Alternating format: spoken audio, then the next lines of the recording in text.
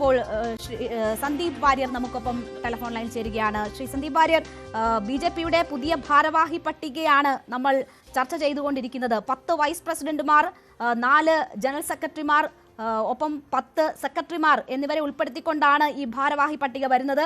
അതിലേറ്റവും പ്രധാനം മുരളീധര പക്ഷത്തെ വെട്ടിനിരത്തിയിരിക്കുന്നു എന്നതാണ്. M T. Ramesh, Shobha Surendran, advocate S. Suresh, Anoop Antony Joseph എന്നിവരാണ് ജനറൽ സെക്രട്ടറിമാർ.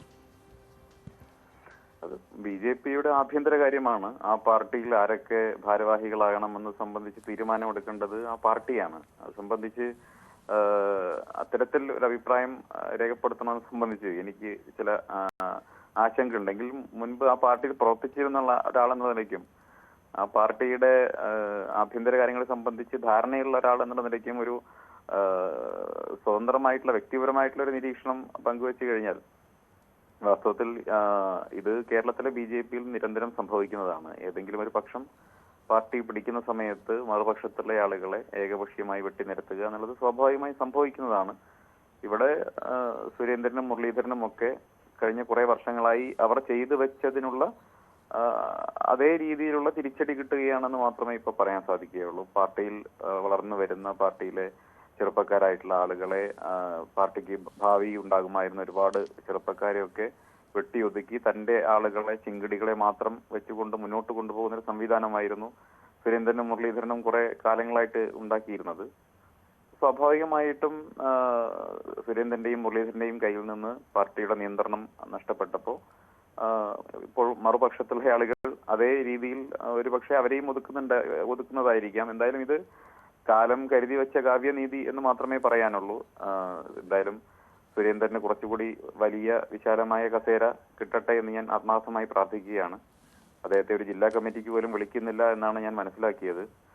തീർച്ചയായിട്ടും മുൻ സംസ്ഥാന പ്രസിഡന്റ് എന്ന നിലയ്ക്ക് അദ്ദേഹത്തിനെ സംസ്ഥാന യോഗങ്ങളിലൊക്കെ വിളിക്കേണ്ടതാണ്. പക്ഷേ അദ്ദേഹത്തെയും മുരളീധരനെയും അത്യന്തം മോശമായ രീതിയിൽ തന്നെ അവഗണിക്കുകയും ജില്ലാ യോഗങ്ങൾക്ക് പോലും വിളിക്കാതിരിക്കുകയും പലപ്പോഴും കല്യാണങ്ങൾക്ക് പോലും വിളിക്കേണ്ട എന്ന രീതിയിൽ പാർട്ടിയിൽ നിന്ന് നിർദ്ദേശങ്ങൾ പോയിട്ടുണ്ടെന്നാണ് ഞാൻ മനസ്സിലാക്കുന്നത്. പൊതു ഇടങ്ങളിൽ എവിടെയും സുരേന്ദ്രനെയും മുരളീധരനെയും കാണരുത് എന്ന നിർദ്ദേശം ബി.ജെ.പിയുടെ സംസ്ഥാന നേതൃത്വം കൊടുത്തിട്ടുണ്ട് എന്നാണ് ഞാൻ മനസ്സിലാക്കിയത്.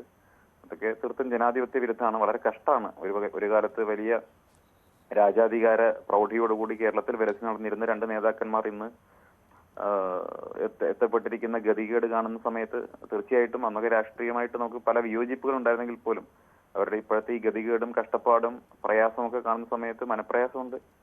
അവർ ഈ എന്താ പറയാ, ഒരുപക്ഷെ മറ്റൊരുപാട് പേരോട് ചെയ്തത് ഇപ്പൊ അവർക്ക് തിരിച്ചു കിട്ടുന്നെന്ന് മാത്രമേ ഉള്ളൂ.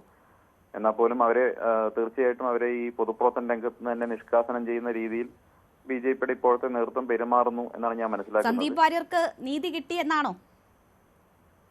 ഞാനിപ്പോ ബി.ജെ.പി ഒന്നുമല്ലല്ലോ. ഞാൻ കോൺഗ്രസ് പാർട്ടിയുടെ പ്രവർത്തകനാണ്. ഞാൻ വളരെ സജീവമായി ജനങ്ങൾക്കിടയിൽ കോൺഗ്രസിന്റെ സമര പോരാട്ടങ്ങളിൽ അണിചേർന്നുകൊണ്ട് ഇവിടെ ജനങ്ങൾക്കിടയിൽ പ്രവർത്തിച്ചുകൊണ്ടിരിക്കുകയാണ്.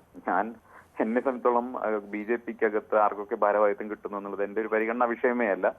എന്തായാലും ഇതുകൊണ്ടൊന്നും ബി.ജെ.പി നന്നാകാൻ പോകുന്നില്ല.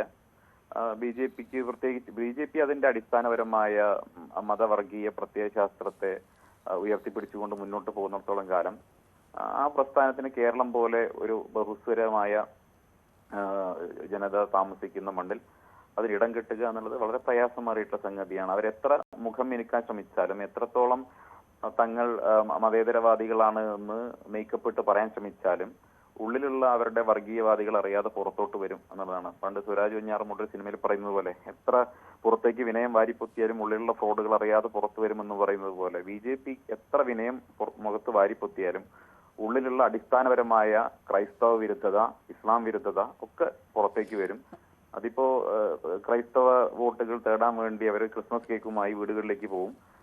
ക്രിസ്മസ് വരുന്ന സമയത്ത് അവർ തന്നെ കരോൾ സംഘത്തെ അടിച്ചോടിക്കുകയും ചെയ്യും. ഇതാണല്ലോ കാണുന്നത്. ഇവിടിപ്പോ ഈ ജില്ലാ ഭാരവാഹിത്വത്തിലൊക്കെ അവരുടേതായ ചില ആളുകൾ കാണുന്നുണ്ട്. ഇതിപ്പോ പൂർണ്ണമായും വെട്ടി ഒതുക്കിയെന്നാണോ, അതൊരു തിരിച്ചു വരവ് ഇനിയായാലും സാധ്യമാകുന്ന തരത്തിൽ ഇവർ നിലനിൽക്കുമെന്നാണോ?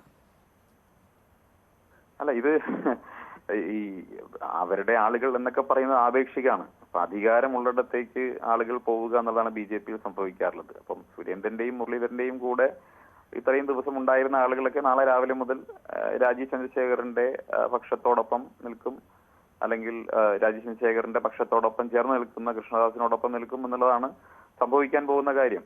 ആ ആളുകളൊക്കെ നഷ്ടപ്പെടാൻ പോകുന്നു എന്നുള്ളതാണ്.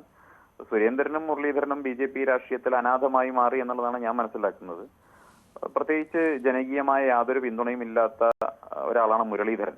സുരേന്ദ്രൻ കേരളത്തിലെ യുവമോർച്ചയുടെ കാലം തൊട്ട് പ്രവർത്തിച്ച് കയറി വന്നിട്ടുള്ള സംസ്ഥാന പ്രസിഡന്റായിരുന്നു. പക്ഷേ മുരളീധരൻ BJPയുടെ അടിസ്ഥാന പ്രവർത്തനങ്ങളിൽ എവിടെയും ഉണ്ടായിരുന്നില്ല. ബൂത്ത് പ്രസിഡന്റ് ആയിട്ടില്ല, മണ്ഡലത്തിലോ പഞ്ചായത്തിലോ ജില്ലയിലോ എവിടെയും പ്രവർത്തിക്കാതെ ഹെലികോപ്റ്ററിൽ നിന്ന് ഡ്രോപ്പ് ചെയ്തിട്ടുള്ള സംസ്ഥാന വൈസ് പ്രസിഡന്റായി ഡ്രോപ്പ് ചെയ്ത ഒരു ഡൽഹിയിൽ മാത്രം രാഷ്ട്രീയ പ്രവർത്തനം നടത്തി പരിചയമുള്ള, പണ്ട് ABVPയിൽ പ്രവർത്തിച്ചു എന്ന ഒരൊറ്റ ലേബലിൽ BJPയുടെ സംസ്ഥാന വൈസ് പ്രസിഡന്റ് ആയിട്ടാണ് 2009 കടന്നു വരുന്നത്.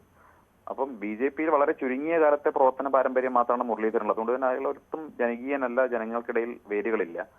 അതുകൊണ്ട് തന്നെ ഈ രണ്ടുപേരും കേരള രാഷ്ട്രീയത്തിൽ പ്രത്യേകിച്ച് ഇനി റോളുകളൊന്നും ഇല്ലാതെ മാറി നിൽക്കേണ്ടി വരും എന്നുള്ളത് തന്നെയാണ് ഞാൻ മനസ്സിലാക്കുന്നത്.